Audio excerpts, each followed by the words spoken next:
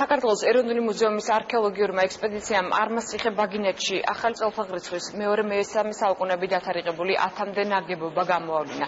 ძეგლის შესწავლისას არქეოლოგებმა აღმოაჩინეს ამავე პერიოდის მინის და კერამიკის ჭურჭელი. არქეოლოგიური ძეგლი დღეს საქართველოს ეროვნული მუზეუმის გენერალურმა დირექტორმა და კულტურული მემკვიდრეობის დაცვის ეროვნული სააგენტოს ხელმძღვანელმა დაათვალიერეს. მარიამ ცარელაშვილი ჩაგვერთვება პირდაპირ ეთერში. მარიამ, გისმენთ. ჩვენ ახლა ვიმყოფებით იმ ტერიტორიაზე, სადაც უკვე მე-20 დღეა მიმდინარეობს არქეოლოგიური სამუშაოები.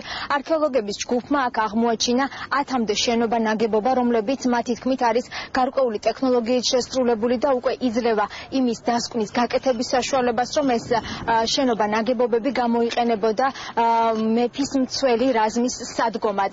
ასევე არქეოლოგების ჯგუფმა აქ აღმოაჩინა ამავე პერიოდის მეორე-მესამე საუკუნეებით დათარიღებული მინისა და კერამიკის ჭურჭელი და აქაც მეცნიერები ამბობენ, რომ ამ ჭურჭლის აღმოჩენა მაგალითად ისეთის როგორიც იყო ძვლის საწერის სტილოსი, ეს იყო მანიშნებელი იმისა, რომ მეფის კარზე იყო განვითარებული მწიგნობრობა. ჩვენ შეგვიძლია მოусმინოთ ახლა რას ამბობენ კონკრეტულად არქეოლოგები.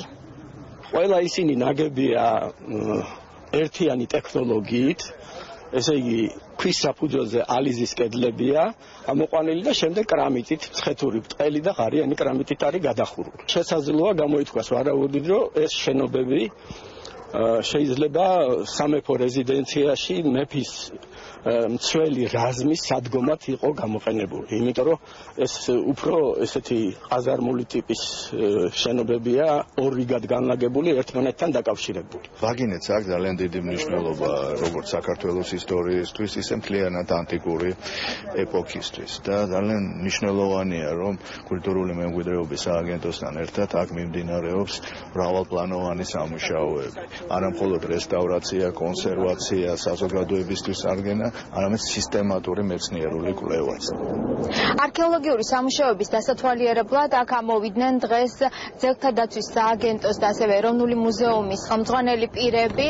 არქეოლოგთა ჯგუფი ამ წუთებშიც აგრძელებს სამუშაოებს და ისინი აცხადებენ, რომ შემდეგი ეტაპი იქნება აღმოჩენილი მასალების დამუშავება და ის უახლოეს მომავალში უკვე დაინტერესებული პირებისთვის გამოიფინება ეროვნულ მუზეუმში.